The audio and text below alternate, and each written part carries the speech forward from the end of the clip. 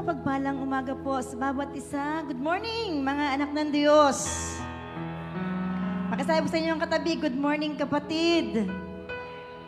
Mainit-init pa ang ating nararamdaman. Amen po ba? Hallelujah.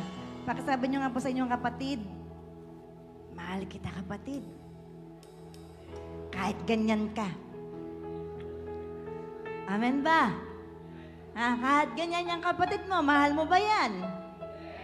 Diba? Kasi sabi ng Panginoon Jesus, makikilala ng mga tao sa mundo na tayo ay anak ng Diyos kapag tayo ay nagmamahalan.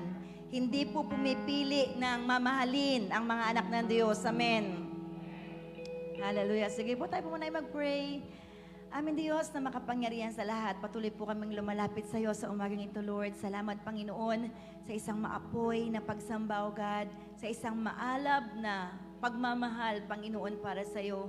Dalangin ang bawat sa amin, Panginoon. Patuloy mo nga, Lord, na dagdagan ng pagmamahal para sa iyo ang aming mga puso. Huwag mo lang, Lord, dagdagan, kundi punuin mo, Panginoon, ng pagmamahal ang aming mga puso para sa iyo, O Diyos. Sa bawat araw na lumalapit kami sa iyo, Panginoon, kapag nakikipagniig kami sa iyo, God, dagdagan mo ang pagmamahal namin sa iyo, Diyos, hanggang sa maabot namin, Panginoon, ang perfection ng pagmamahal na ito. Upang, Panginoon, kapag lumapit kami sa iyo, Diyos, patuloy kaming lumakas, lumago sa pananampalataya, maging matibay, maging matatag, Panginoon. Sapagkat, Lord, kung nasa amin ang iyong mga salita, nasa amin ang pag-ibig mo, Panginoon, wala po kaming hindi makakaya, aming Ama. Kaya naman, Lord, salamat sa mga salitang mahayag sa umagang ito na magiging dahilan, O Diyos, upang kami ay patuloy na matuto, patuloy na makakilala sa iyo, patuloy na maging malakas, matatag at matapang, Panginoon. At hayaan mo lang, Lord, kami magkakapatid na naririto sa banal mong harapan, Panginoon, ay patuloy na magbigay ng kaluguran sa puso mo, patuloy na matuto, Panginoon, at pagkaroon ng isang great faith, O God. Thank you so much, Father. We bless your name, O God. In Jesus' mighty name, we pray. Amen. Hallelujah. Ang ating po pag-uusapan sa umagang ito ay tungkol po sa kwento ni David at saka po ni Goliath. Ano po? So, ano ba ang pwede nating matutunan sa kwentong ito that can help us, ano po, or that can help us to be successful in our walk with God. Kasi 'di ba, ang isang mananampalataya po, siya po ay nagiging successful lang sa kanyang lakad sa Diyos kapag siya po ay nagbabasa ng salita ng Panginoon at ipinapamuhay niya ang salita na kanyang nabasa at natutunan. Ano po? Ito po ang tandaan natin. Once we read the Word of God and we apply it in our lives, dun lang po magkakaroon ng katagumpayan ang ating buhay. Hindi po pwedeng nagbabasa tayo pagkatapos ay, sabi ni Santiago ay, nanalamin ka, nang umalis ka, nakalimutan mo ng itsura ng iyong muka. Ano po? Hindi po tayo ganon. Ang sabi po ng Biblia, as we read the Word of God, dapat po ay isinasa buhay natin ang ating nabasa.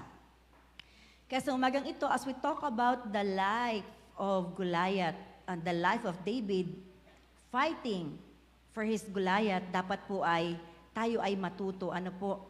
So, pupuntahan po natin ng 1 Samuel chapter 17. Nasaan po yun? Nasa Old Testament. Ano po? So, ang kwento po ni Goliath has been told and retold for many generations. Ibig po sabihin ay alam ng bawat henerasyon ang kwento ni Goliath at saka ni Haring David. Ano po? Sa first verse ng chapter 17, mababasa po natin ng hukbo ng mga Pilisteo. Yung hukbo yung mga mandirigma, ano po, ay nagkampo sa isang burol at sa kabila naman pong burol ay ang mga Israelita na pinapamunuan po ni Haring Saul. So sa verse 4 po, lumabas po ang isang pangunahing mandirigma. Ano po, hindi po siya magiting na mandirigma, kundi pangunahing mandirigma ng kampo ng mga Filisteo, na ang pangalan ay Goliath. Pakisabi nga po, Goliath. Yan, baka tulog na kayo. So si Goliath po ang nag-represent sa buong hukbo ng mga Palestino. Alam niyo ba kung ano ang taas ni Goliath? Sige, manlambang kayo. Ano ang taas ni Goliath? Jonathan? 6'9", higher. Wala siyang point. 9. Ang taas po niya ay 9 feet. Ano po? O imagine niyo kung gaano kataas yung 9 feet. Basketballista sa ating kapanahunan. Ang kanyang kasuotang pandigma ay tumitimbang ng, alam niyo ba kung ilang kilo? Sige, manlabang ulit kayo. Ha? Mahigit 100, lower. Lower. Lower ng mabilis. Okay.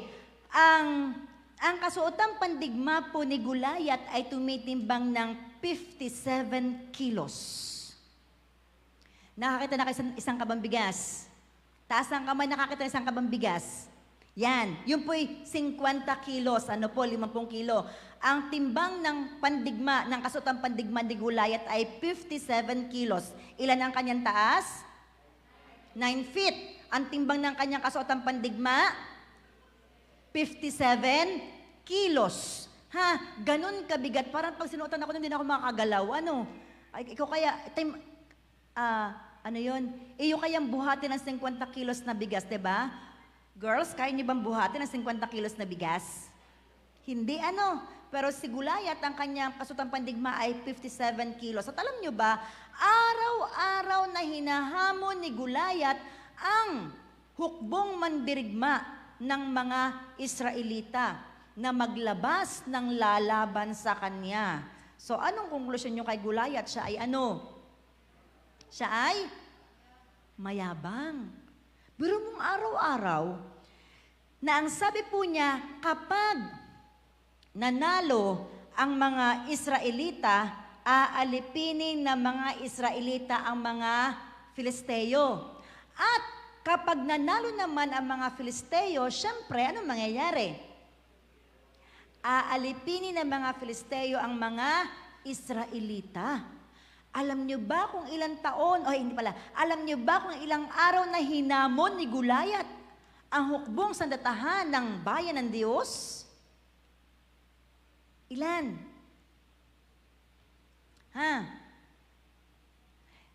Ito yung araw na ibinigay ng Panginoon kay Noe para gunawin ang mundo. Ilang araw? 40. 40 days and 40 nights na umulan para magunaw ang mundo sa panahon ni Noe. Itong si Goliath po na ito, 40 araw niya na araw-araw na hinahamon ang hukbong sandatahan ng bansang Israel. Ganun katagal niyang hinahamon ang mga Israelita. At tingin niyo anong naramdaman ng hari? Sinong hari that time? Si Haring Saul, tingin nyo, ano kayang naramdaman ni Haring Saul at ng kanyang kasamang mga mandirigma? Tingin nyo. Ha? Tingin nyo. Basahin nyo na. Ayaw yung tingnan, basahin nyo na. Ha? Yan. Nanghina ang kanilang loob at sila ay natakot. Yung ganamang araw-araw lumalabas si Goliath na tangkad at laking-laki ng katawan. Ang kanyang pandigmay bigat na bigat at sumisigaw. Siyempre kung malaki ang katawan, malaki rin ang boses. Sumisigaw siya. Hindi pa po nanuso ang microphone, kaya sumisigaw siya ng ubos lakas. Hinahamon niya ang hukbong sandatahan ng Panginoon. Ilang araw? 40 days niyang hinahamon kaya na Haring Saul at ang hukbong sandatahan ng bansang Israel ay takot. Nasiraan sila ng loob, nang hina ang kanilang loob. Sabi nila, hindi tayo mananalo dyan. Tingnan mo naman, laking-laki, tangkad na tangkad. Tsak na malakas yan. At napakaliwanag po ng sinabi ng Biblia. Anong sabi? Nanghina ang kanilang loob. Hindi lang si Haring Saul ang nanghina ang loob, maging ang kanyang mga kasamahan. Kasi kapag ang leader ay nanghihina, ang nangyayari sa kanyang mga followers ay nanghihina din. Kaya kapag ang leader ay malakas, ang kanyang mga followers ay malakas din. Dahil kung ano ang leader, yun din ang kanyang mga followers.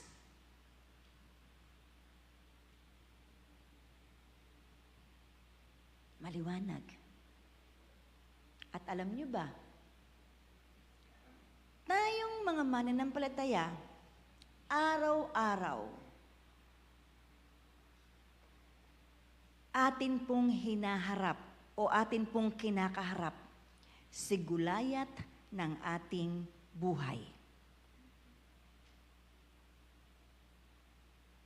Taas ang kamay ng, oo nga, pastora, ang aking gulayat, hindi ko mapatay-patay. Ako'y gigil na gigil, pero hindi ko siya mapatay-patay. Malaki kasi sa akin. Mas malakas pa sa akin. O, taas ang kamay, sinong ganyan? Wala, kaya yabang naman ninyo. Ayan, may isang nagtaas ng kamay na nagpakumbaba. O, diba? Totoo, hindi?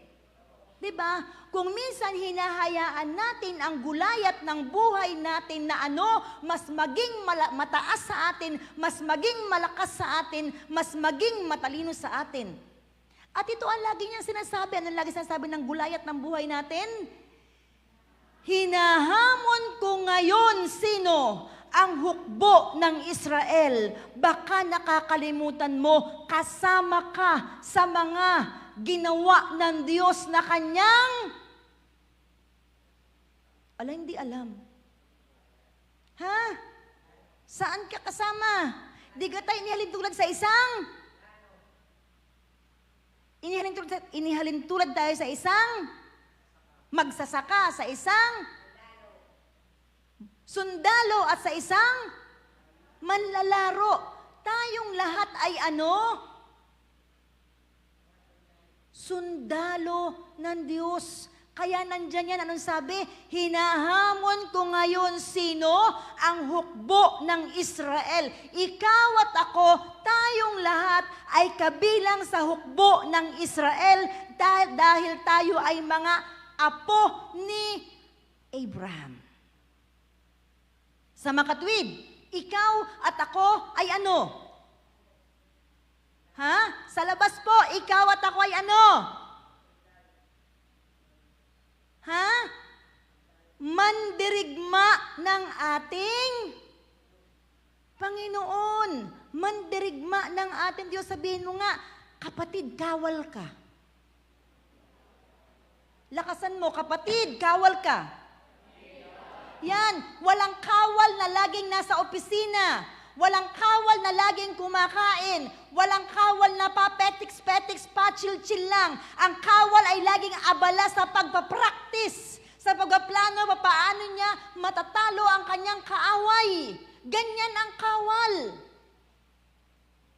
Amen. Alam natin dapat paano lalabanan ang kaaway kasi kapag hindi natin inalam paano lalabanan at pababagsakin ang kaaway, tayo ang kanyang pababagsakin. At mausisa mo, malamig ka na sa pananampalataya. Ayaw mo nang mag-church, ayaw mo na mag-pray, ayaw mo na magbasa ng Biblia, ni ang mukha ng kapatid mo, ayaw mo na rin makita. Kaya pag nagkakasalubong kayo sa SM, sa City Mart, sa Santos, sa palengke, anong ginagawa mo? Iniiwasan mo. Bakit? Nagpatalo ka sa gulayat ng iyong buhay. Na dapat panalo ka. Bakit? Ang iyong commander-in-chief ay Diyos na makapangyarihan, Diyos na matalino, Diyos na malakas, Diyos na kayang gapiin ang lahat ng bagay. Bakit ka natalo? Tamad ka.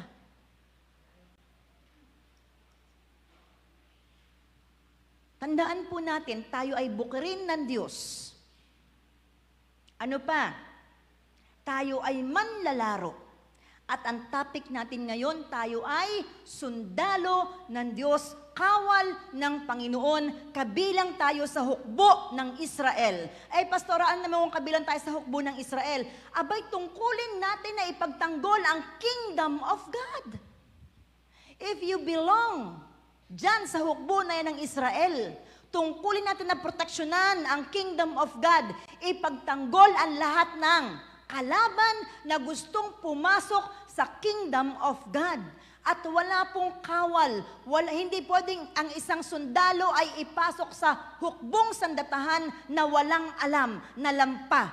Ang pumapasok sa hukbong sandatahan, siya ay malakas, siya ay matalino, siya ay matapang, siya ay matatag.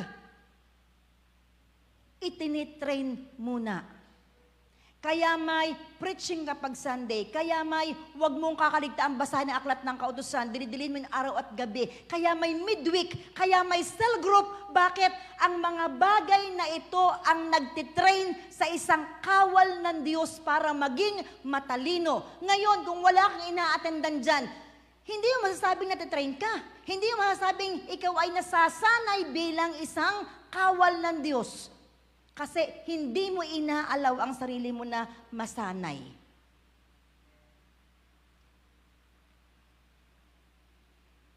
Ano-ano ba ang gulayat ng buhay? Tingnan po natin. The modern day, gulayat, number 1. Number 2. Number 3. Habit. Anong oras ka gumigising? Pastora, 6:00. So, paano ka makakapanalangin? Paano ka makapagbasa ng Biblia? Ang isang kawal ng Diyos, disiplinado. Amen. Kung disiplinado ka, alam mo na ang makakapagpalakas sa'yo ay ang pagbabasa ng Biblia o ang pagdidevotion o pakikipagniig sa Panginoon, hindi po ginagawa yan ng umaga. Yan po ay ginagawa ng maaga. Anong oras yung maaga? 4:00, 5:00, 5:30 ay tanghali na. Nambubulahaw na ang kapitbahay. Oras na ng pagkakape, oras na ng pagluluto, oras na ng pagligo. Lahat na kong pasukan. Amen. Kung may pasok, dapat 4:00 gumigising na tayo. Hindi ka gigising ng 5:30. Paggising mo, babangon ka, maliligo ka. Pagkaligo mo, kakain ka. Pagkakain mo, bibihis ka. Aalis ka na sa bukas. Lord, papasok ako, Panginoon. Hindi ganun ang kawal ng Diyos. Ang number 1 na katangian ng kawal ng Diyos ay disiplinado. Siya mismo ang dumidisiplina sa kanyang sarili dahil gusto niya na matuwa sa kanya ang kanyang commander-in-chief. Kilala niyo si Job? Sino po nakakilala kay Job? Taas ang kamay. O diba? Anong sabi ng Panginoon sa kanya? Nung si Satan ay nandoon, siya ay sumama doon sa pananambahan ng mga anghel. Sa pagpupo ng mga anghel, anong sabi ng Panginoon kay Job? Anong sabi ng Panginoon kay Satan? Satan, nakita mo ba ang lingkod kong si Job? Wala siyang katulad. Mahal na mahal niya ako. Lagi niya akong sinasamba. Meron siyang takot sa akin. Malinis ang kanyang pamumuhay. O anong konklusyon natin doon? Alam ng Diyos ano ang ginagawa ng kanyang anak sa mundong ito. Anong sagot ng Panginoon? Anong sagot ni Satan sa Panginoon? Anong sagot ni Satan sa Diyos Ama? Job, Satan, saan ka galing? Sabi ni Satan, sa pagkaparot-parot din sa mundo. Anong ginagawa ni Satan? Babalik-balik sa mundo. Bakit? Binabantayan ka at binabantayan ako para isumbong tayo sa Diyos. Ang anak mo naman na iyon. Pag Sunday lamang banal na banal, tingnan mo, subaybayan mo, paglabas ng church, diretso sa sentro yan, namamasyal doon at naglalaro ng kung ano-ano. Sasabihin naman ni Jesus, yun naman naglilibang laang, yung ganaman Lunes hanggang Sabado ay trabaho ng trabaho at aral ng aral. Sasabihin naman ni Satan, sus, pinagtatanggol mo pa. So baybayan mo, Lunes hanggang Sabado, tingnan mo kung anong ginagawa. They are like humans. Nag-uusap din sila. Sino ang taga-usig ng mananampalataya? At sino ang taga-sumbong ng mga mananampalataya? Sino? Kilala nyo? Sino po? Si Satan. Kaya anong sabi ng salita ng Panginoon? Ingatan mo ang iyong bawat sinasalita.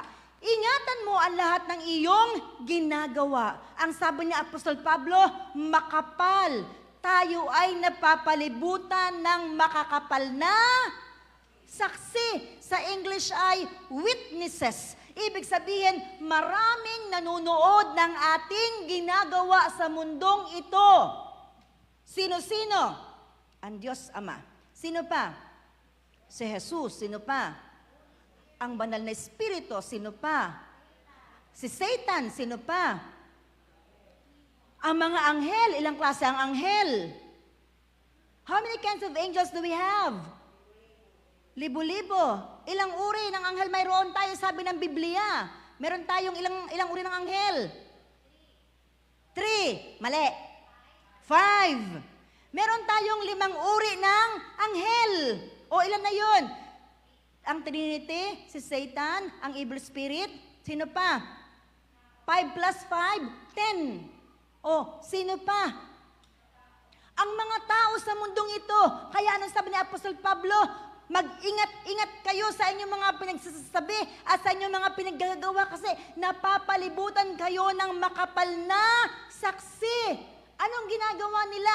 Sila yung magsusumbong sa Panginoon, maninira sa atin sa madaling salita. Bakit tayo sisiraan sa Panginoon? Ayaw nila na pumunta tayo sa langit ng Panginoon kasi maganda sa langit ng Diyos. Kaya ayaw nila na may taong pumunta doon at makasama ang Panginoon. Kasi nandun ang kaluwalhatian ng Diyos.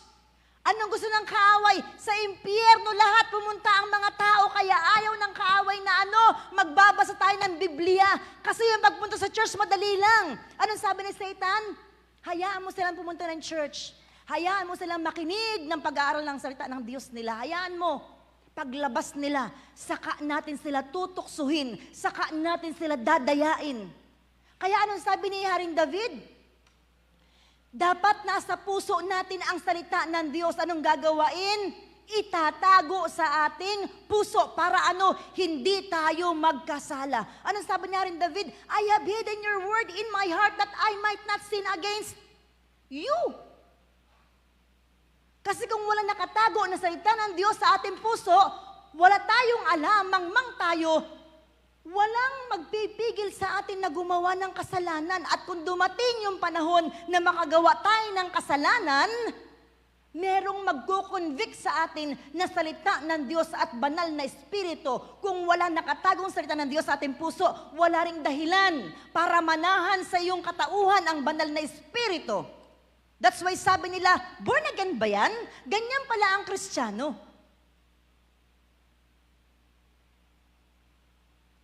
Always remember, iba ka. Yung ginagawa nila, wag mong gawin. Ang lagi mong tandaan, may gagawain ka, ginagawa kaya ito ni Kristo? Gagawin kaya ito ni Kristo? Natutulog ka ng alauna ng madaling araw sa panonood ng mga movies, sa pakikipag-chat. Kung si Jesus ay ikaw, gagawin kaya ni Jesus yun? Uubusin niya kaya ang kanyang oras sa pakikipag-chat, sa panonood ng mga teleserye, sa panonood ng mga TV?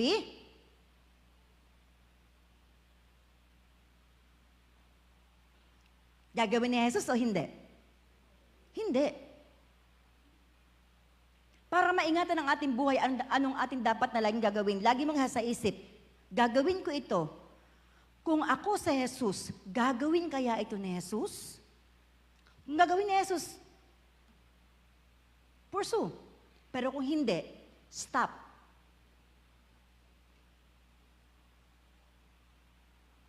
Sino number 1 na gulayat ng buhay natin?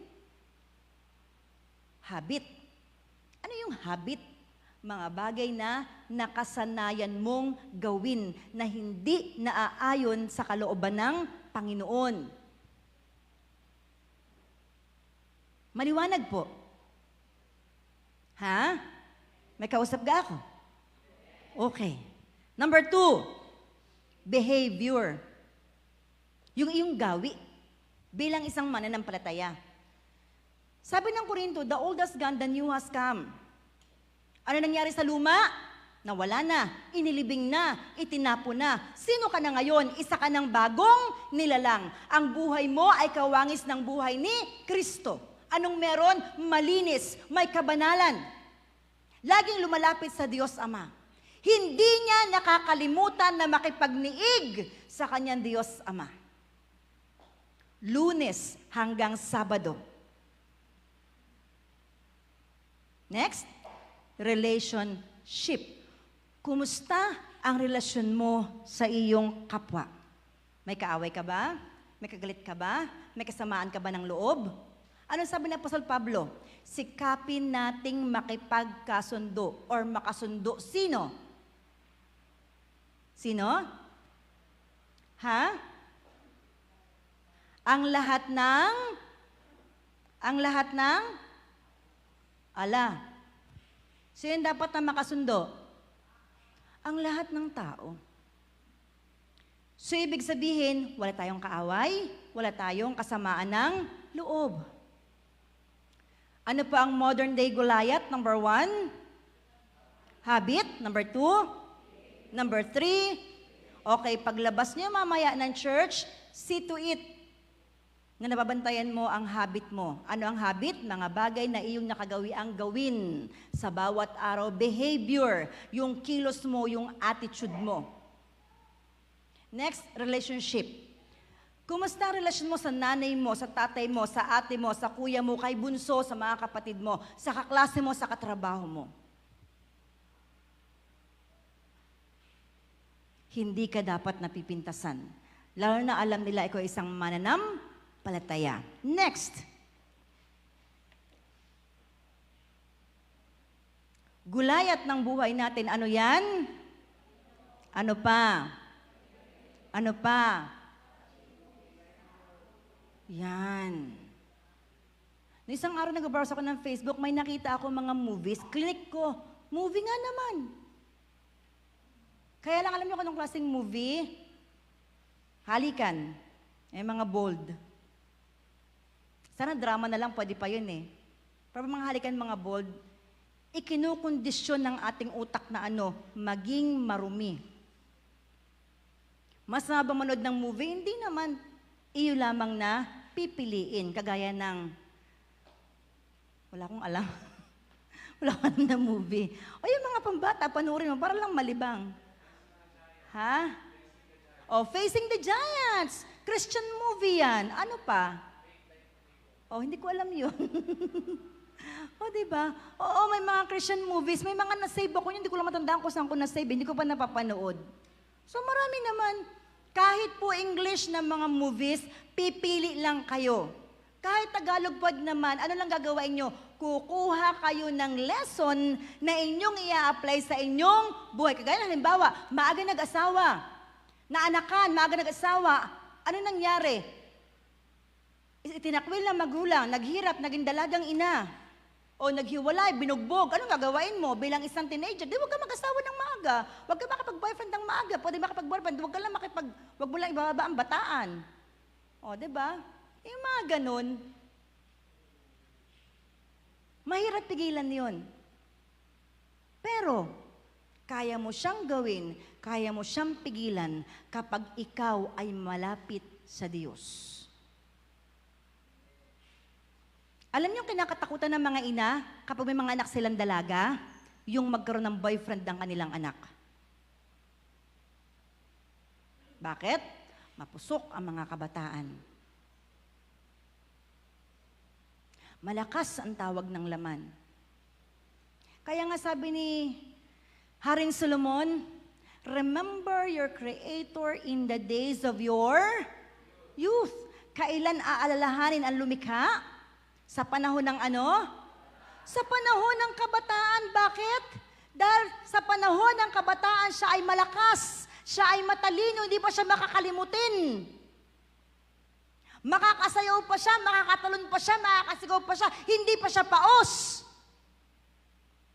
Yung mga matatanda natin, pasayawin nyo, pasigawin ninyo, wala nang boses, pasayawin nyo. Hindi na kaya sumayaw, bakit may rayuma na, masakit na ang tuhod, hindi na kaya tumalon, mabigat na ang katawan. Pero mga kabataan, kahit pekot-ikutan mo, hindi nahihilo. Bakit? Malakas pa sila. Kaya sabi ng Biblia, remember your Creator in the days of your youth. Kailan ka maglilingkod sa Panginoon sa panahon ng iyong kabataan? Kaya anong sabi ni Apostol Pablo? Mga kabataan, bumangon kayo, gumising kayo, maglingkod kayo. Sino ang hinihila ng kaaway? Kabataan. Inilalayo ng kaaway ang kabataan sa Diyos. Kung ang kabataan ay lumayo sa Panginoon, kung ang isang mananampalatayang kabataan ay lumayo at umalis sa Panginoon, anong sabi ni Apostol Pablo? Wala ng hain pang natitira. Once lang si Jesus mamamatay sa cross of Calvary. Mahirap bumalik. Pag backslide ka, ang hirap bumalik. Danas ko ho yan.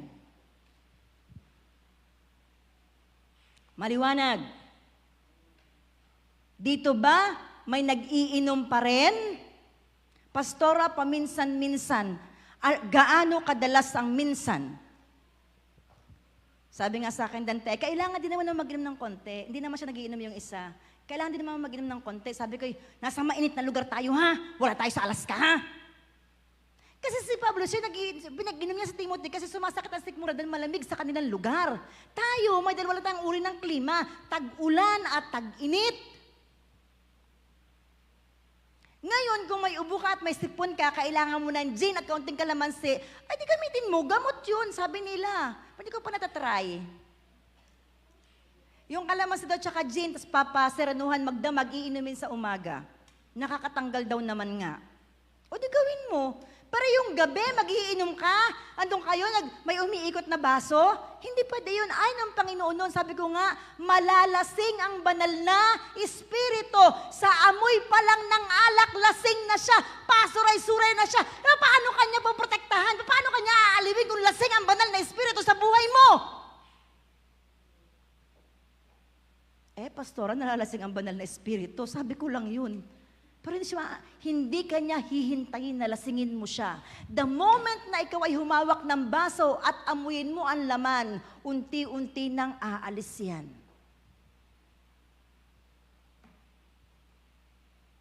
May alak na binabanggit sa Biblia pero hindi alak na kagaya ng atin. Ito ay katas ng ubas. Gusto mong uminom ng alak, bumili ka ng 1/4 na ubas, katasin mo, inumin mo. Alak. Hindi ka makakaroon ng guilty feeling. Try mo uminom ng isang gin at saka katas ng ubas. Gin, lasing ka, magigilty ka, pero yung katas ng ubas, di ka malalasing, malasing ka man, at least, wala siyang alcohol. Ang hirap sa mananampalataya, ginajustify ang kanilang ginagawang mali.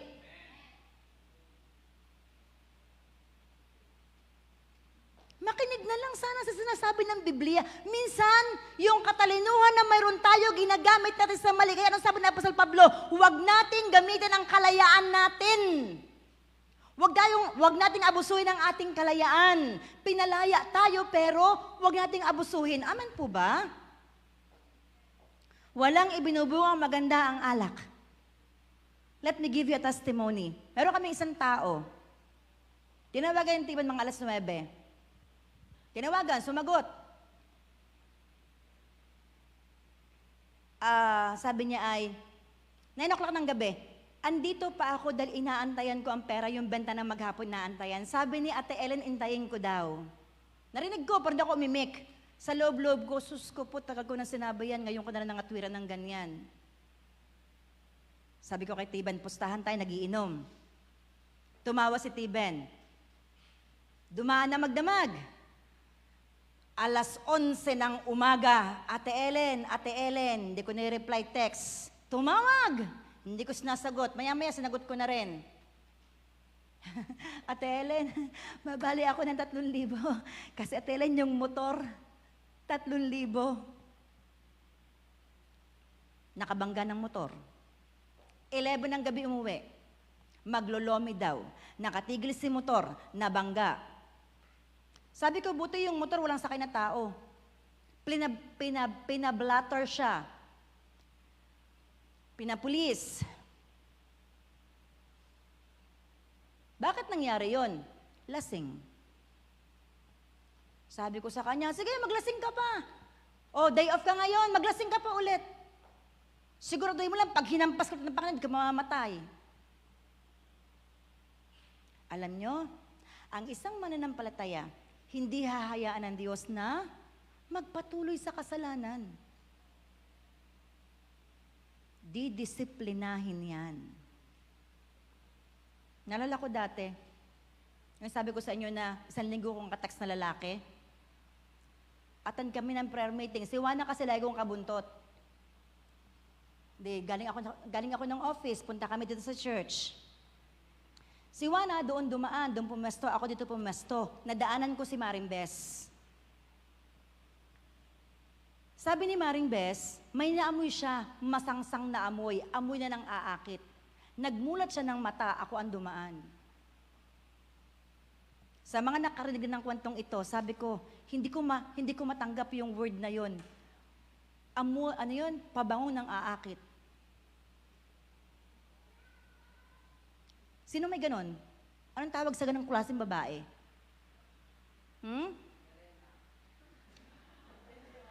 Ano daw? Ha? Magdalena? Okay, Magdalena. Ano sabi ni Fred Aguilar? Magdalena! Ano daw? Ikaw ay sawing palad. Ano pa? Kailan kanila? Mamumurta ng Panginoon. Okay. Alam mo yun, di ba sabi ko kanina, pag meron tayong maling ginagawa, hindi tayo ng Panginoon pababayaan. He will make a way para maitama tayo. Nung sinabi sa akin ni Mario, hindi ko matanggap na ako ay Magdalena, naman, ang posisyon mo. Sus ko po, alagaan mo. Sabi ko sa akin sarili, magdalang hiya ka, naman. Diba?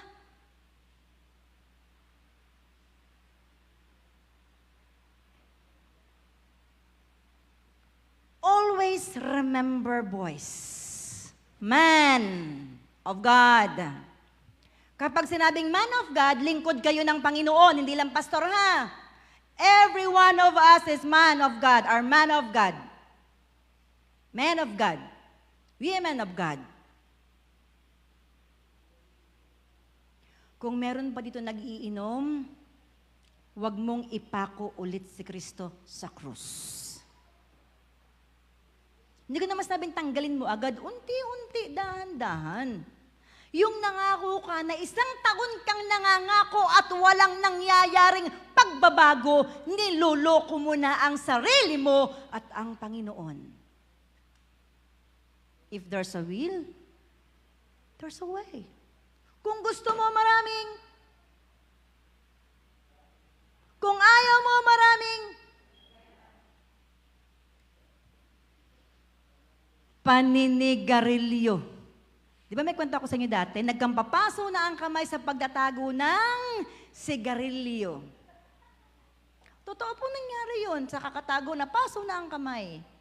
O, tanungin ko kayo, bakit itinatago? Meron bang tama na itinatago? Wala. Anong ginagawa sa tama? Inihayag. Anong itinatago? Mali. Bakit mo itinatago? Mali. Alam mong mali? Oo. Alam mo dahil itinatago mo. Maliwanag po. Kasi kung tama yan, hindi mo yan itatago. Clear? At ito ang usong-uso ngayon. Ano yan? Yan, usong-uso yan. Pakisabi sa katabi mo, huwag kang makikiuso dyan. Alam niyo ba sabi ng Biblia, pagdating natin sa langit, wala nang mag-asawa. Wala na ring nanay at tatay. Wala nang relasyon doon, kundi magkakapatid na lang sila. Ginawa ng Panginoon ang sex na banal, na maayos, na malinis. Sino ang nagparumi? Ang mundo. Si Satan. Kaya minsan sa amin, kapag hindi-devotion kami, kapag nagtatanong ako sa kanila tungkol, nagalaw mo na ba ang girlfriend mo, nagtatawa na, nahihiya? Sabi ko, huwag kang mahiya. Alam niyo kung bakit? Yung curiosity ng mga kabataan, ito ang reason, hindi pinag-uusapan sa bahay ang sex. Ang sex ay malinis. Yan ay may kabanalan. Bakit hindi tayo sumasayaw ng sayaw ng mundo? Nabasa ko to. Kasi daw ang sayaw ng mundo ang galaw ng sayaw ng mundo ay form ng sex ng mag-asawa.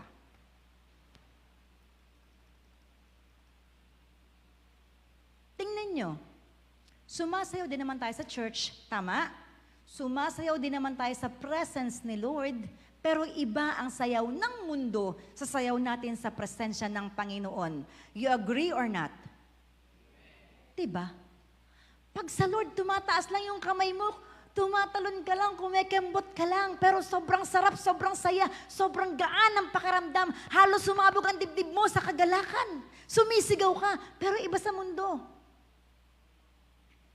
Since nakapasok ko sa mga disco houses, hindi pa ako nakakapasok, nakikita ko lang sa mga movies, yung patay sinding ilaw, lumiliwanag at dumidilim.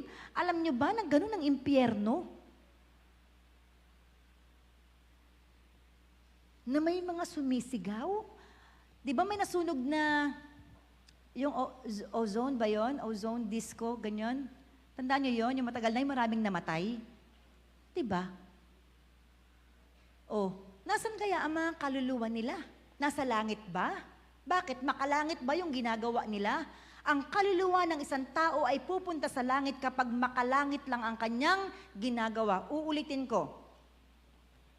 Ang kaluluwa ng isang tao ay pupunta sa langit kung makalangit lang ang kanyang ginagawa. Pero kung makamundo ang ginagawa ng isang tao, hindi niya pwedeng asahan na ang kanyang kaluluwa ay pupunta sa langit. So starting mamaya paglabas ninyo, sisiguraduhin po natin, loobin ng Panginoon na ang lahat nating ginagawa ay gawaing makalangit. Wala akong makikitang magmamayday na may red horse. May nakikita akong mayday niyan, dila ako umiimik. Ang lakas ng loob niyong mag-mayday. Bakit? May red horse ba sa langit? Meron wala? May red horse sa langit? Taas na kami sabing meron. Taas na kami sabing wala. Meron ha? Di ka tinuro ko. Ha, red horse, white horse. Di ka meron. Yan ang sinasabi ko sa inyo. Bago pagkasabi ko, tawanan kayo. Yan ang sinasabi ko sa inyo. Merong red horse sa langit? Meron. Si Satan nga, siya ay manggagaya. Lahat ng ginawa ng Lord, ginagaya niya. Kaya yung red horse ng Panginoon, ginaya niya. Ang problema, yung red horse sa langit, may nakasakay. Diga, yung red horse dito, iniinom, nakakalasing, nakakaapekto ng utak ng tao.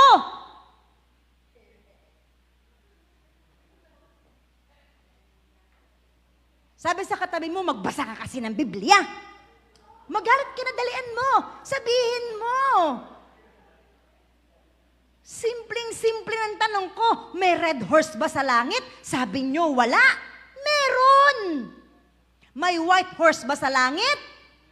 May bundok ba sa langit? May bulkan ba sa langit?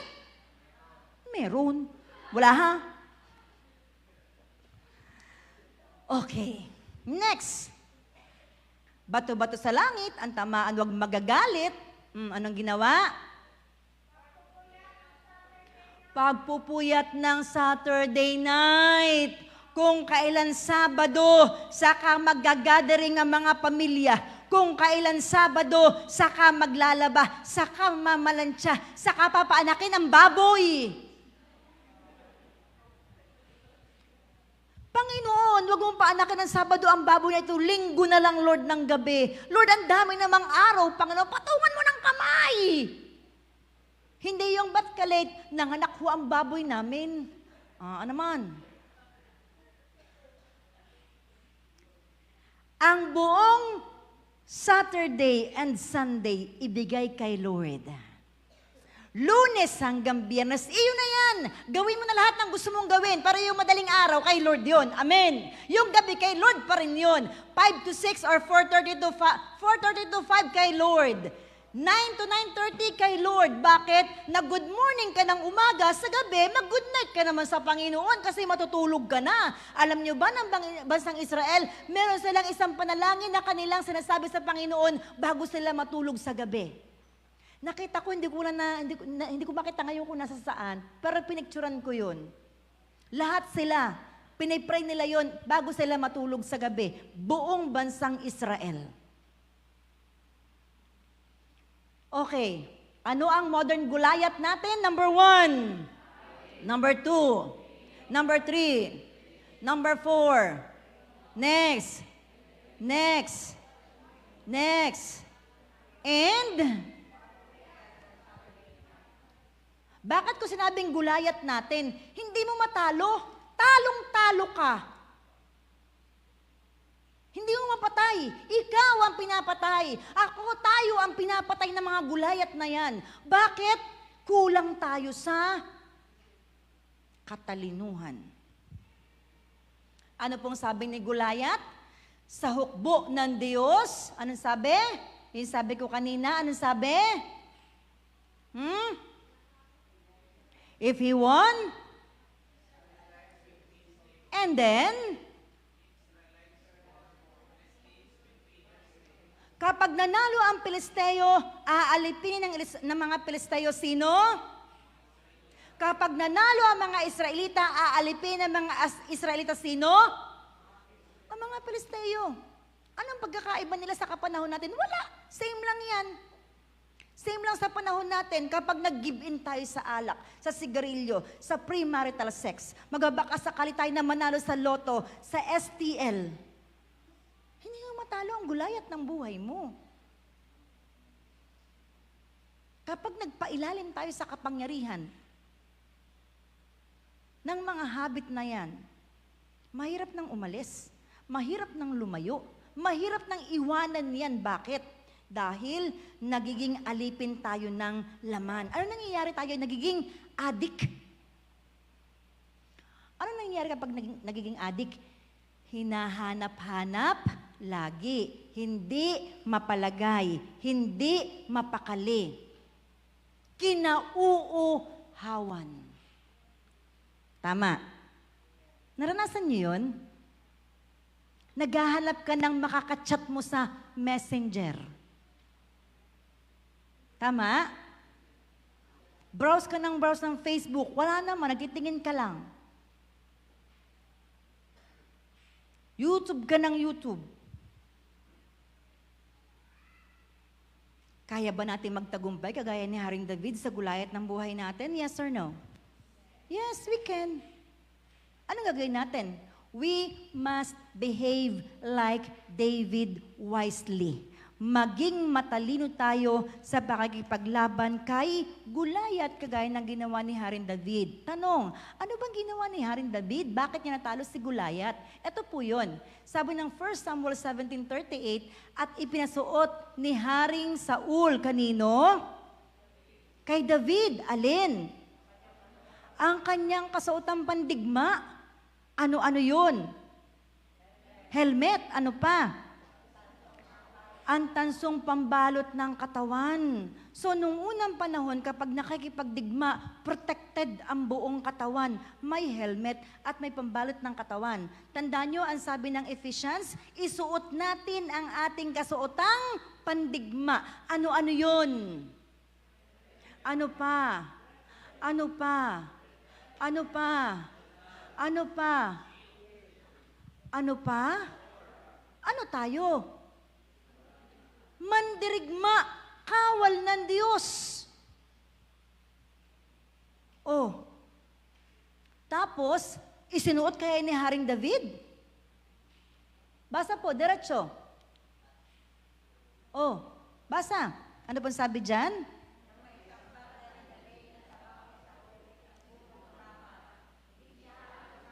Yan.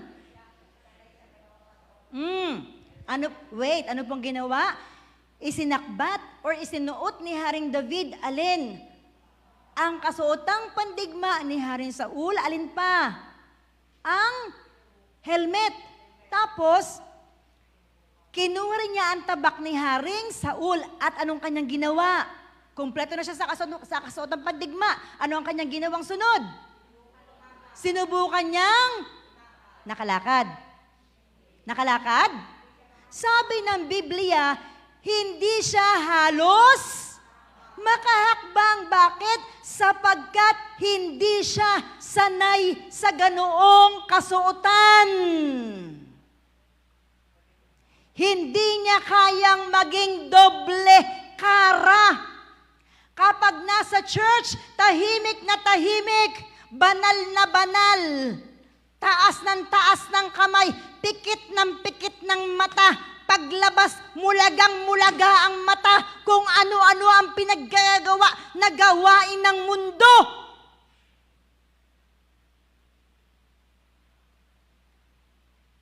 Sabi ng Biblia, hindi ko na po gagamitin ang mga ito. Sabi ni Haring David. Anong ginawa ni Haring David? Hinubad niya ang nasabing. Hinubad niya. Anong ginawa ni Haring David? Siya ay nagpakatotoo sa harapan ni Haring Saul. Hindi niya pinilit ang hindi niya kayang gawin. Kakahiya ho yun. Nakakahiyang aminin na hindi natin kaya. Walang masama sabihin ng pastora, hindi ko kayang magpakabanal.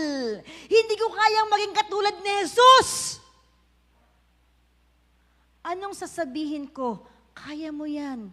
Tutulungan ka ni Jesus. Lakasan mo ang loob mo. Magpakatapang ka. Magpakatatag ka. Lumaban ka.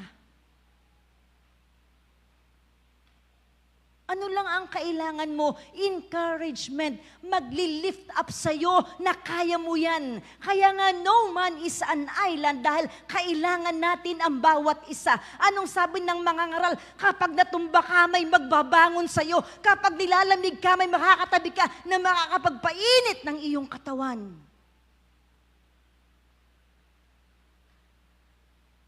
Partner by partner.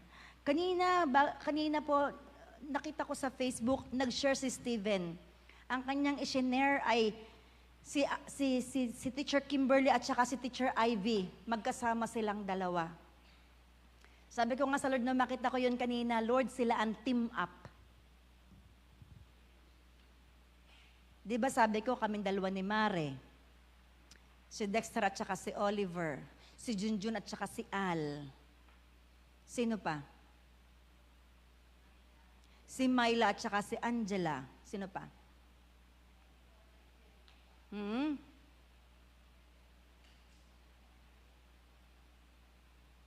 Kapag tumawag si Lord, dalawa-dalawa.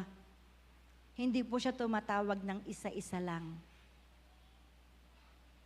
Nang si Mara ay nagpunta ng Manila, sabi ko sa Panginoon, Lord, nag-iisa na lang ako. Pero dumaan ang araw, hindi ako nag-iisa. Nagpapadala si Lord ng mga umaalalay. Nagpapadala si Lord ng mga mananalangin sa akin. May mga pagkakataon, alam mo yung parang sa sobrang pressure, ako sa sarili ko, hindi ko na kayang manalangin. Kaya sabi ko, kay Andrea, kay Dexter, kay Joanna, patungan niyo ako ng kamay, ipanalangin niyo ako. Ipapanalangin nila ako, patungan nila ako ng kamay. Nakaluhod ako, nag-holy laughter ako, tumatawa ako, umiiyak ako, pagkatapos nun malakas na ulit ako. No man is an island. And God will not allow you to be alone. God will be with you. The Holy Spirit will be with you. The presence of Jesus will be with you. Alam ng Lord ang pangangailangan mo. All you have to do is ask for God's help. Minsan nga, hindi ka naman humihingi ng tulong, pero nagpapadala ang Panginoon ng tulong. Bakit? Nakakita ng Lord, kailangan mo ng tulong. Hindi mo na maibuka ang bibig mo para humingi ng tulong sa Panginoon dahil pagod ka na at bigat ka na. Alam ng Diyos, Ama, ang pangangailangan mo. Ang kailangan mo lang ay lumuhod at sabihin sa Kanya, Lord, hindi ko na kaya, kailangan kita. Anong sabi kaya ng awit? Jesus, I need you. Tuwing kailan? Every moment, I need you. Ano sunod? Here now, this grace. Sing out. And then, Remember love, remember.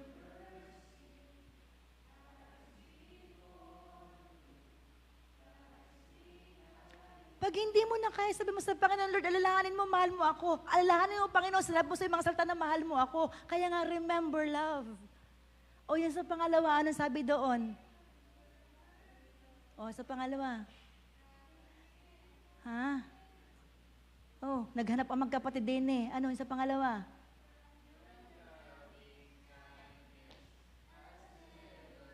Okay. The loving kindness of God the Father will never fail you. Pero ikaw naman lagi mong fina-fail si Lord. Sabihin nyo nga, sorry Lord. Mahal naman kita. Hindi lang halata.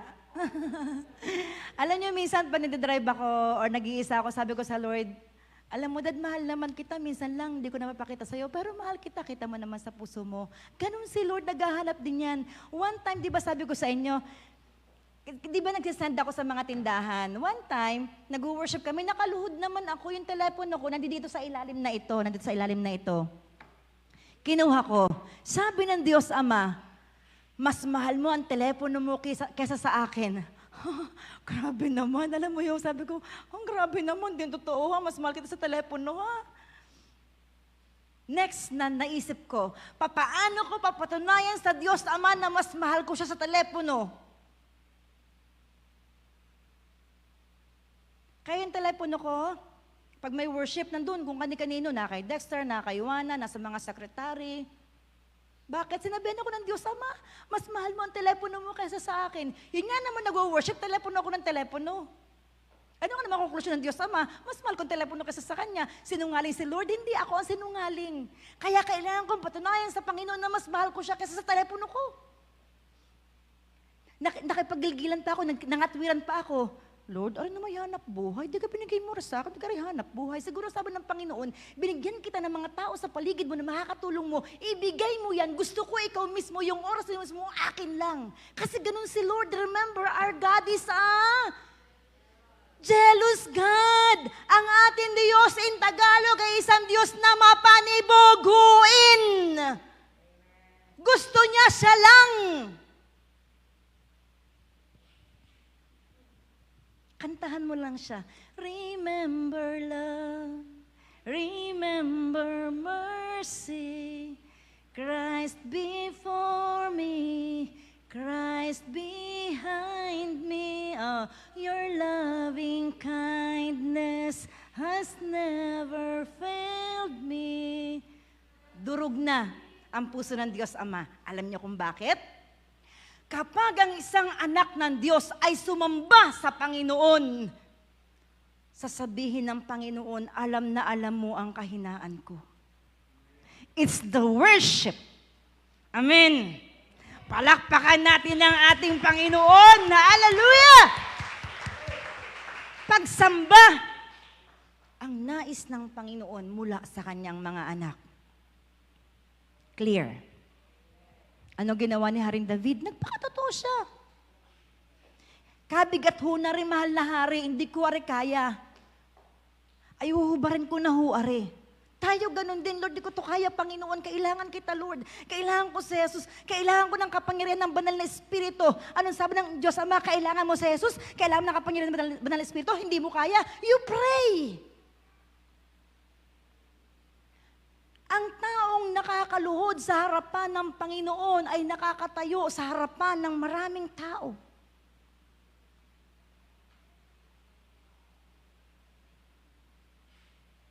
Clear. Anong sunod na ginawa ni Haring David? Dinampot niya alin? Tapos ay namulot ng 5 makakinis na bato saan? Tapos na makapamulot ng kanyang ginawa? Upang ano? Harapin. Sino? Si Goliath. Nagpakatotoo siya, nagprepare siya para harapin si Gulayat. Hindi sugod ng sugod, hindi banat ng banat, mayroong preparasyon para harapin ang Gulayat ng ating buhay. Alam niyo ba na ang 5 bato na pinulot ni Haring David ay nag-represent ng 5 gospel principles. Let us start from number 1. First, smooth stone. Nag-represent nag-represent ng faith. Ang inirepresent ng unang bato na dinampot ni Haring David ay pananampalataya. Sabi ng 1 Samuel 17:33, sinabi ni Saul, hindi mo kaya ang Pilisteyong iyon. Batang-bata ka pa. Samantalang siya'y isang mahusay na mandirigma mula pa sa kanyang kabataan, well-trained. David, si Gulayat, hindi mo siya kaya. Anong sagot ni Haring David?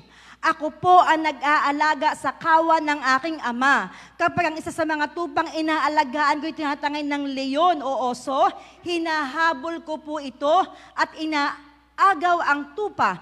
Kapag hinarap ako ng leon o ng oso, hinahawakan ko ito sa panga at pinapatay.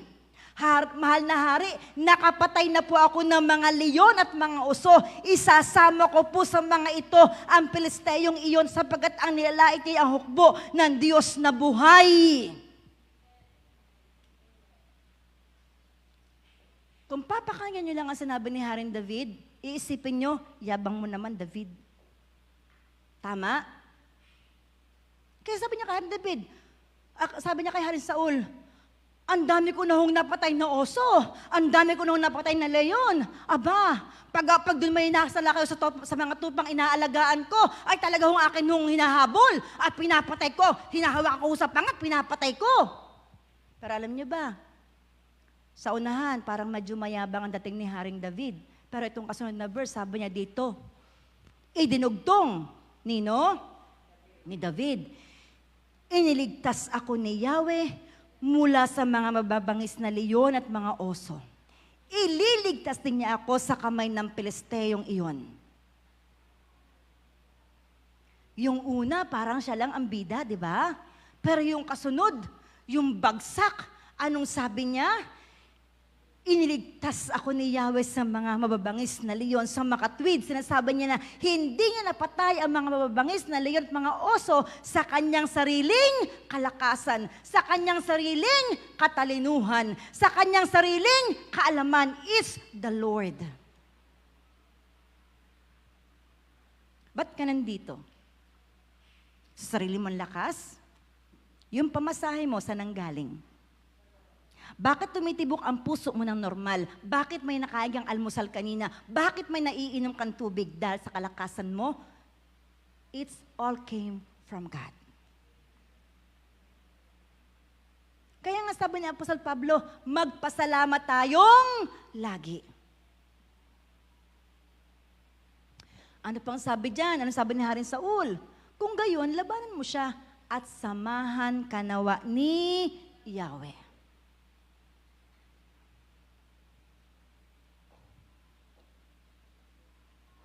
Bago mo malabanan at matalo ang Gulayat ng buhay mo, dapat well-trained ka.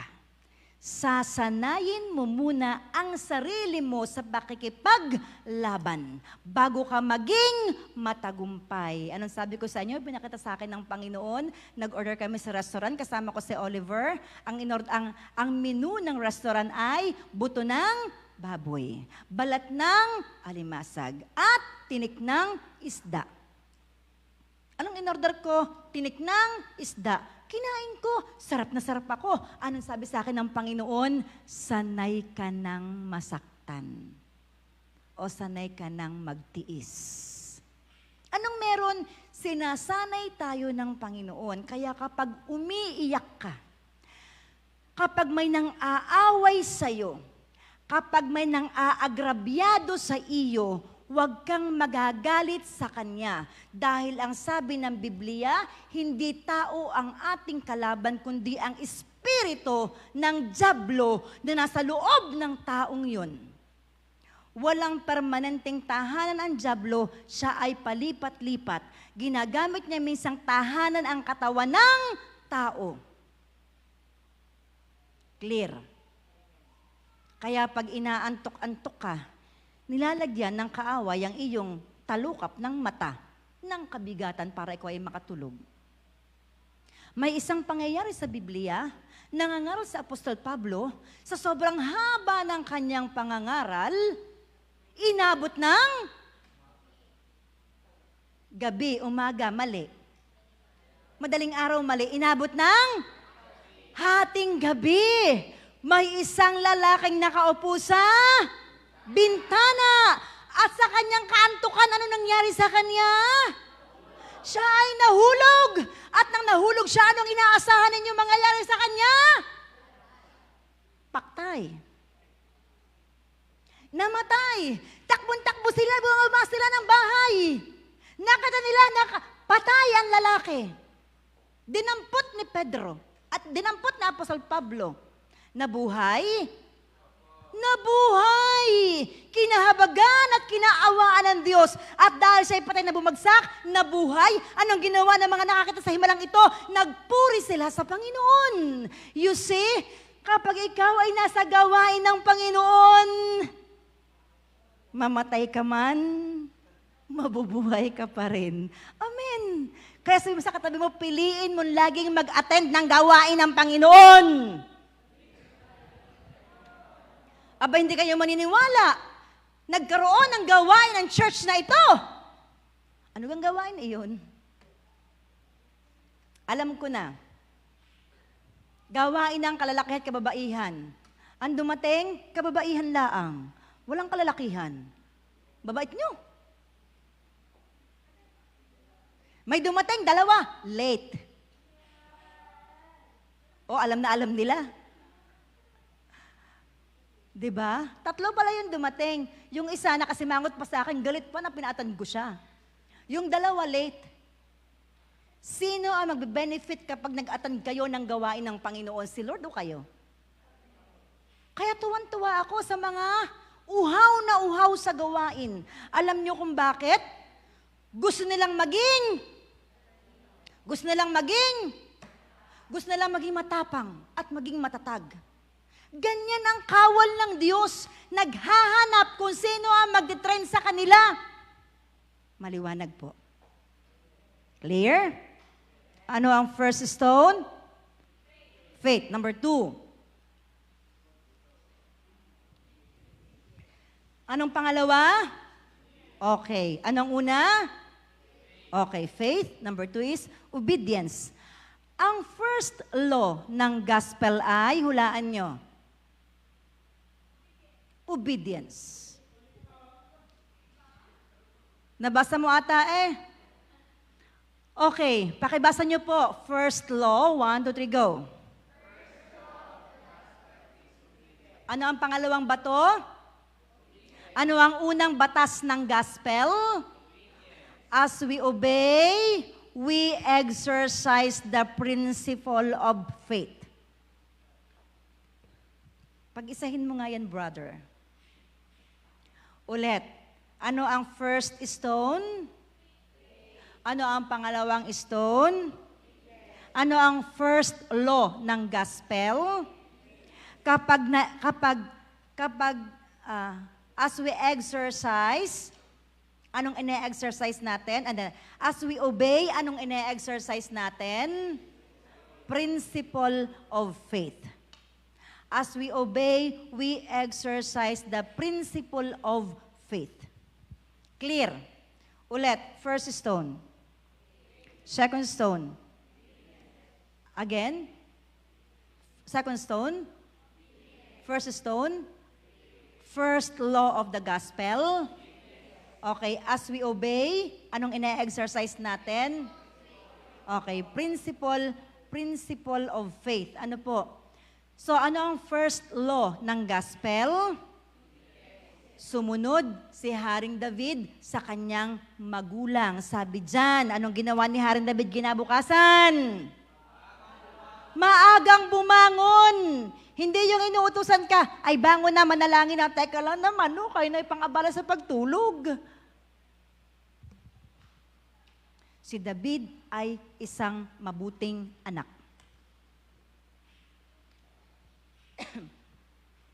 Anong ginawa ni Haring David? Ipinagbilin niya sa iba ang mga tupang inaalagaan at nagpunta sa lugar ng labanan dala ang pagkaing ipinabibigay ng kanyang ama. Hindi lang siya mabuting anak, hindi lang siya mabait na anak, he is also a responsible son. Anong ipinapakita dito na nagsasabing responsable si Haring David? Ipinagbilin. Hindi yung porkentosan ng kanyang ama, lumipad na. Hindi siya ganun. Ipinagbilin niya muna sa kanyang mga tauhan ang lahat ng gagawain sa kanyang mga tupang iiwanan. Alam niyo ba na ang obedience sa magulang ay nasa 10 utos ng Diyos? Pang-ilan? Ano yun? Yan, parangalan mo ang iyong ama at ina. Kung hindi mo susundin ang iyong ama at ina, hindi mo sila pinaparangalan. Magugas kayo ng plato, wait. Magugas ka ng plato, sandali lang po. Maglaba ka na, bukas na ho.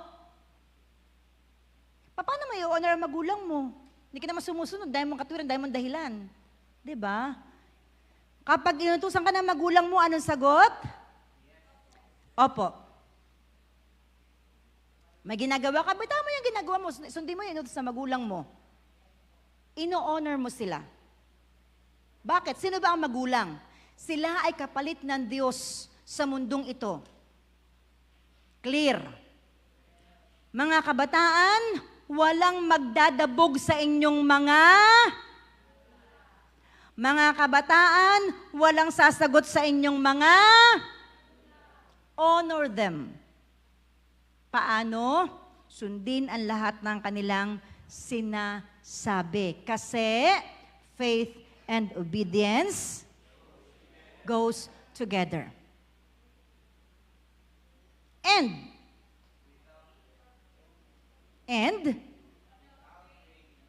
Okay, kung wala kang pananampalataya, hindi mo kailangan sumunod. Ano susundin mo? Wala kang pananampalataya. Sabi ng Panginoon, huwag mong kakaligtaan basahin ang aklat ng kautusan.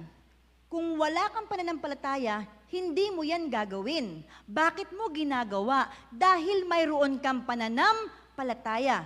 Sabi ng Joshua 1 verse 8, huwag mong kakaligtaang basahin ang aklat ng kautusan, dilidilihin mo iyon araw at gabi. Sinunod mo. Therefore, mayroon kang ano? Meron kang ano? Meron kang faith. Kasi kung wala kang pananampalataya, hindi mo yan gagawain. Kaya mo ginawa dahil mayroon kang pananampalataya. Ano ang iyong pananampalataya? Sumasampalataya ka na tutuparin ng Panginoon ng kanyang pangako mula sa verse na ito. Ano ang kanyang pangako? Giginhawa ka at magtatagumpay. Sinunod mo dahil sumasampalataya ka sa pangako ng Panginoon na kapag ginawa mo ang kanyang kautusan, giginhawa ka at magtatagumpay. Kaya alam nyo, ang lahat ng sumusunod sa sinabi ng Joshua 1:8, ang Panginoon ay tapat sa kanyang mga pangako, pinaginhawa niya at pinagtagumpay ang mga taong ito. Di ba si Gideon? Kinausap siya ng anghel ng Panginoon. Sabi niya, iligtas mo ang bansang Israel. Sabi ni Gideon, ako ang pinakamahina. Ang angkan namin ang pinakamaliit sa buong tribe ng Israel. Sabi ni Gideon. Tapos sabi niya, kung talagang ako ay inyong gagamitin, itong lana dapat mapipiga ako bukas ng umaga. Napiga. Hindi pa natapos doon. Sige kung talagang isa pang sign. Yung labas naman dapat basang-basa, tuyo ang lana. Yung parang kumot. Nangyari ulit. Sumunod si Gideon. Ba't siya sumunod? Sumampalataya siya. Ba't siya sumampalataya? Alam niya ang salita ng Panginoon. Kasi nung kinausap siya ng anghel ng Diyos, na pinapaniwala ng mga Bible scholars na si Jesus, hindi siya susunod. Wala siyang sign na hihingin. Ba't siya humingi ng sign? Alam niya ang salita ng Panginoon. Amen. So ba't kayo nandito? Meron tayong meron tayong pananampalataya. Hindi pwede maghiwalay ang pananampalataya at pagsunod. Lagi ang magkasama. Clear? First stone, second stone, first law of the gospel. Ano ang laging magkasama? Without faith, may kahalagahan bang obedience? Wala. And without obedience, faith is dead. Bakit patay ang pananampalataya kapag walang pagsunod? Kasi faith will not grow without obedience. Nag-grow ang faith dahil tayo ay sumusunod. Bakit nagkakaroon ng isang great faith ang isang mananampalataya? Siya ay sumusunod. Bakit mahina ang pananampalataya? Bakit may mananampalataya na mayroong little faith at lack of faith? Hindi siya sumusunod. Kaya huwag kang magtataka kung pray ka ng pray. Hindi naman tinutugon ng Panginoon ang pananalangin, ang panalangin mo. Hindi mo nakakamtan yung pinapanalangin mo, yung hinihingi mo. Kasi baka little faith lang meron ka. Baka lack of faith lang ikaw. Kulang ang pananampalataya mo. May maliit kang pananampalataya. Bakit? Dahil hindi ka sumusunod. So kung meron kang little faith or kung meron kang lack of faith, don't expect na matatanggap mo yung ipinapanalangin mo. Ang kailangan mo ay sumunod para lumago ang iyong pananampalataya. Naintindihan po? Anong sabi dyan? Faith will not grow without obedience. Sa Tagalog, hindi lalago ang pananampalataya kung walang pagsunod. Maliwanag po? Bakit lumago ang pananampalataya ni Haring David? Tinuturuan siya ni Jesse. O habang kinamamahinga, tumugtog ka ng alpa. Kapag tumutugtog ka ng alpa, sinasamba mo ang Panginoon. Kapag napagod ka, baunin mo yung mga scroll na yan, basahin mo yan. Alam ni Haring David ang salita ng Panginoon kapag walang ginagawa, nagbabasa ng Biblia. Hindi kapag walang ginagawa, nag-browse ng Facebook. Nanonood ng kung ano-ano. Hindi ganun. Kapag wala tayong ginagawa, magbasa ng Biblia, manalangin, makinig ng worship song, maghanap sa YouTube ng mga worship song, maghanap ng mga Christian movies, magbasa ng Christian literature. Kung napagod, matulog. Kapag natulog, gumawa ng gawain bahay, ang daming gagawain. Pero unahin natin palaguin ang ating pananampalataya. Amen. Without obedience, ano nangyayari sa pananampalataya? Namamatay. Kaya pag sinabi ko, may gawain tayo, anong gagawain nyo? Attend ng gawain. Pastora, may trabaho ako, mag-leave, magpaalam. Kaya kang bigyan ng Diyos ng 100 trabaho. Pero yung pananampalataya mo, hindi lalago kung ikaw ay magkatrabaho. Pastora, kailangan ko ng pera. Kaya kang bigyan ng Panginoon ng pera. Meron siyang kayamanan na hindi nauubos sa anak ka ng Diyos. May karapatan kang kumuha doon. Bubuksan ng Panginoon yun kapag nakita ng Lord talagang kailangan mo. Clear. Pangatlong bato ni Darna. Service. Alam nyo ba, without service, faith and obedience will have no power and strength. Faith and obedience. Kung walang paglilingkod, wala daw walang kapangyarihan, walang lakas, alin? Ang pananampalataya at ang pagsunod. Sa makatwid, nagkaroon ka ng pananampalataya dahil ikaw ay sumunod. Nagkaroon ka ng faith because you obey. Tapos, nang ikaw ay sumunod, ano nangyari? Ikaw ay natutong maglingkod. Bakit tayo naglilingkod? Dahil tayo ay mayroong pananampalataya at sumunod tayo. Anong una? Anong pangalawa? Ang pangatlo? So, ang resulta ng pananampalataya at pagsunod ay ano? Service. Sa Tagalog, paglilingkod. Nagkakaintindihan po tayo. Naglilingkod tayo dahil meron tayong pananampalataya at tayo ay sumusunod. What is service? It is the action associated with faith and implementation of obedience. Ang liwanag niyan, bakit ka nakakapaglingkod? Dahil mayroon kang pananampalataya. Bakit ka nakakapaglingkod? Ini-implement mo ang obedience. Mahal mo ang kapatid mo dahil may pananampalataya ka at sinusunod mo ang utos ng Biblia na magmahalan tayo. Service. Clear? Number 1. Number 2. Number 3. Clear? Bakit may service? Bakit may service? Merong ano? Merong? Ang obedience ay resulta ng faith. Pang-apat na bato ni Darna. Prayer. Sumunod ka, kaya ka nagkaroon ng pananampalataya. Kasi di ba, faith comes from hearing and hearing the word of God. Kung hindi ka nakinig ng salita ng Diyos, hindi ka magkakaroon ng pananampalataya. Kaya ka nagkaroon ng pananampalataya dahil ikaw ay nakinig. So ano mo nang una? Obedience. Tapos ay faith.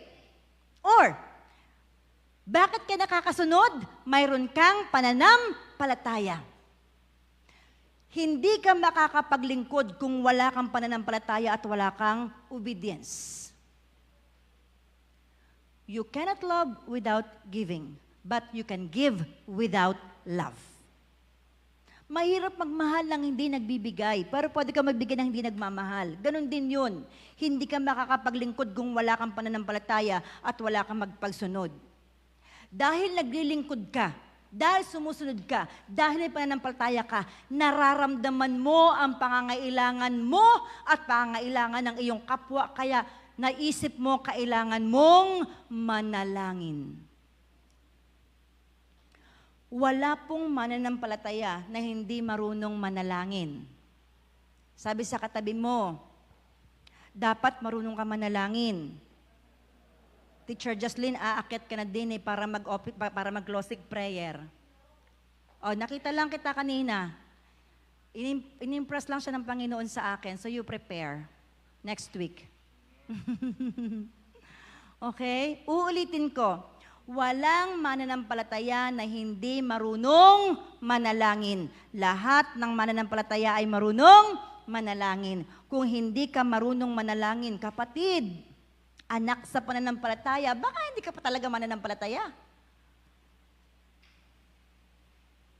Maliwanag po. Pag-akyat dito, dapat hindi kinakabahan ha. Kinakabahan pero dapat hindi halata. Kasi pag hindi kinakabahan, mayabang na yon. Kaya ko to, kaya ko to. Maliwanag? Ha? Ulitin ko, walang mananampalataya na hindi marunong manalangin. Lahat ng believers of Jesus, they know how to pray. Pastora si Haring David, marunong siya manalangin? Abay, oo naman, sabi ni Haring David, oh. Ang dala mo'y ano daw? Tabak, ano pa? Oh, ano pa? Oh, ano pa? Lalabanan kita saan? Ang makapangyarihan Diyos na iyong I will fight you in the name of my God, Yahweh. That's prayer. Paano ka lumalaban sa kaaway? Nilalaban naman sa sarili mong lakas? Hindi dapat. I will fight you in the name of my Savior, Jesus. Sabihin nyo nga, I will fight the enemy in the name of my Savior, Jesus. Pastora, bakit si Jesus? Kinakatakutan ang pangalan ni Jesus ang taga-impyerno. Lalo na kung daladala mo sa katawan mo ang kanyang banal na dugo. Alam niyo kung bakit? Without the shedding of blood of Jesus, there is no remission of sins. Bakit may kapatawaran ng kasalanan? Dahil sa nabubong dugo ni Jesus. Bakit tayo pinatawad ng Diyos Ama? Because of Jesus' death on the cross of Calvary. Di ba kinanta natin ng isang linggo? Anong kinanta natin isang linggo? Calvary, my sins and shame don't count anymore. Oh, all praise to the one who has ransomed my soul. You see, kinover ng Calvary, alin? Ang lahat ng ating mga kasalanan. Ano ang number 1 na representation ng stone ni Haring David? Number 2. Number 3. Number 4. And number 5 is, ano ba? Ayaw. Uy. Yan, gift of the Holy Spirit. Ang unang regalo ng Panginoon sa mga mananampalataya after na maligtas ay Holy Spirit. Sabihin nyo nga, the first gift of the Father to me is what? O tandaan nyo ha. Tandaan nyo, anong unang regalo sa inyo ng Diyos Ama? Lakase. Kaya wag niyong sasabihin na hindi ako mahal ng Diyos. Kahit marami kang pera, hindi mo mabibili ang banal na Espiritu. Ang banal na Espiritu ang umaaliw sa iyo sa panahon na ikaw ay nalulungkot, umaalalay sa iyo, nag-iiwas sa iyo sa mga kasalanan. Clear. It is the gift of the Holy Ghost. Anong meron sa buhay ni Haring David? Anong meron? Holy Spirit. Anong meron sa buhay ni Haring David? And the Holy Spirit will not stay and guide us if we are not behaving ourselves wisely. Anong ibig sabihin nun? Kailangan kung tayo po'y maglilingkod sa Panginoon, matalinong paglilingkod dapat ang makita sa atin. Maliwanag? Ano-ano ang bato na, ano-ano ang representation ng bato na dinala ni Haring David para harapin niya si Goliath? At mga bato rin na kailangan nating dalhin bawat araw para matalo natin si Goliath, number 1. Number 2. Number 3. Number 4. And number 5. Anong Holy Spirit? Ha? Ulit. Again? And? Yan! Holy Spirit, hindi lang yun ha. Regalo ng banal na Espiritu. Hindi lang Holy Spirit ang ating bitbit. It must the gift of the Holy Spirit na ating bitbit sa bawat araw para matalo natin si Goliath ng buhay natin. Amen. So wag niyong kakalimutan yun. Palaguin, patatagin, palalimin ang pananampalataya upang makasunod tayo sa lahat ng pag-uutos ng Panginoon. Ang resulta ng pananampalataya at pagsunod ay paglilingkod. At upang makapaglingkod tayo, kagaya ng paglilingkod ni Jesus, kinakailangan tayo ay laging magdasal or manalangin. At huwag nating kakaligtaan ni kakalimutan alin ang gift ng Holy Spirit na ibibigay niya sa atin sa pamamagitan ng salita ng Panginoon.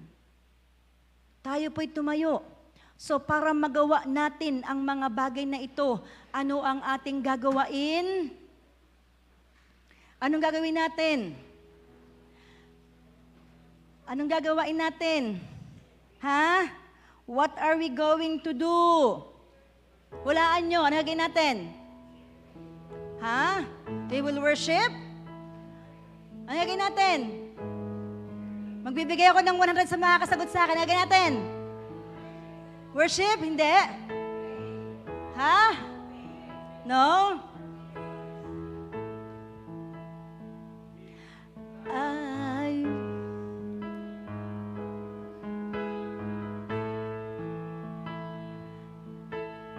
I will build my life upon your life.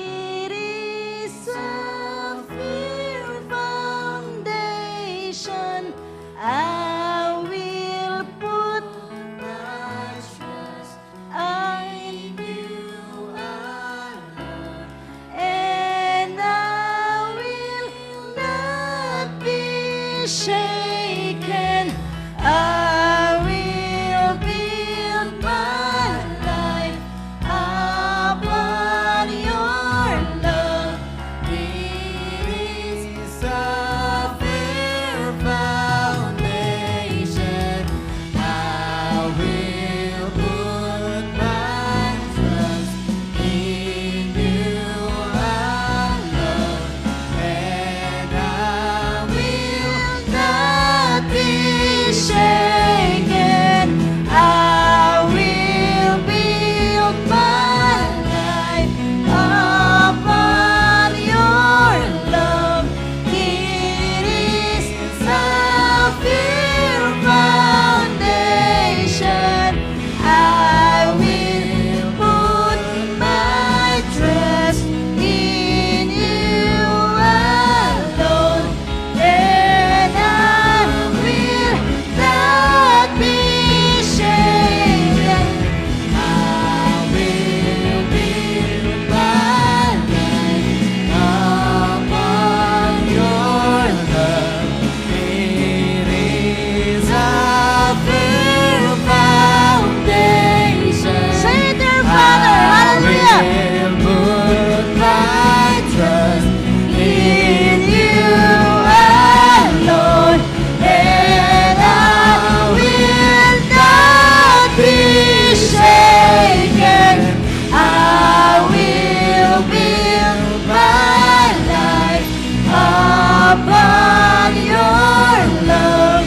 It is a firm foundation. I will put my trust in you alone, and I will not be shaken. Hallelujah. Holy, there is no one like you. There is none beside you. Open up my eyes in wonder and show me who you are, and fill me with your heart, and lead me in your love to those around me. Holy, there is no one like you.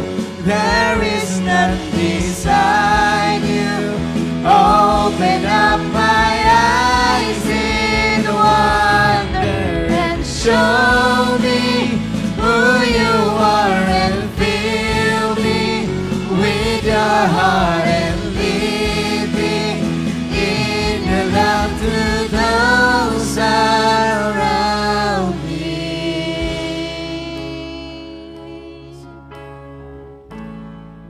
Tunay nga, Panginoon, wala kaming kayang gawin, Lord, upang maging matagumpay sa aming pananampalataya.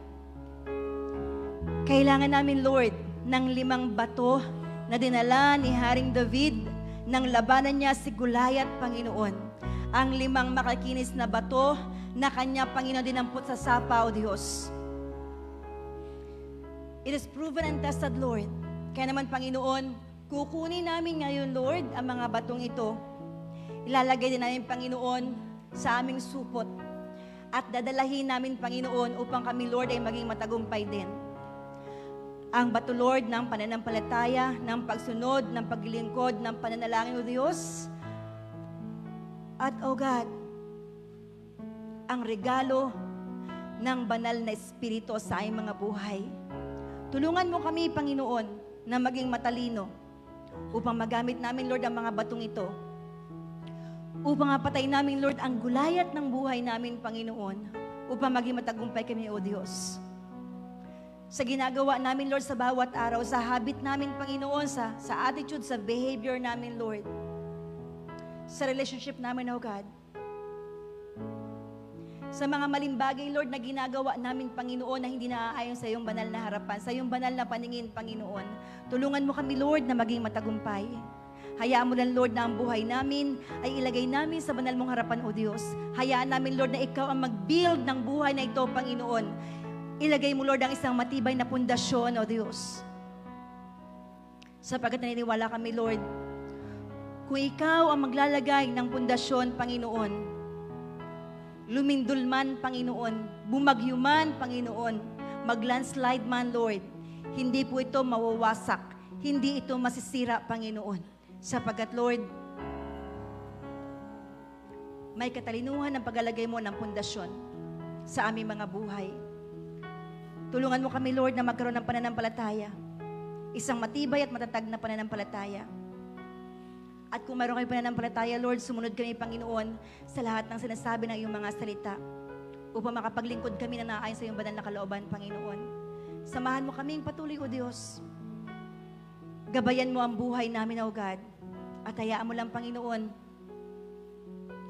ang buhay namin ay patuloy mong lagyan ng iyong karunungan, ng iyong kaalaman at ng pangunawa mo, Panginoon. Inlalagay namin, Lord, ang buhay namin sa banal mong harapan, O Diyos.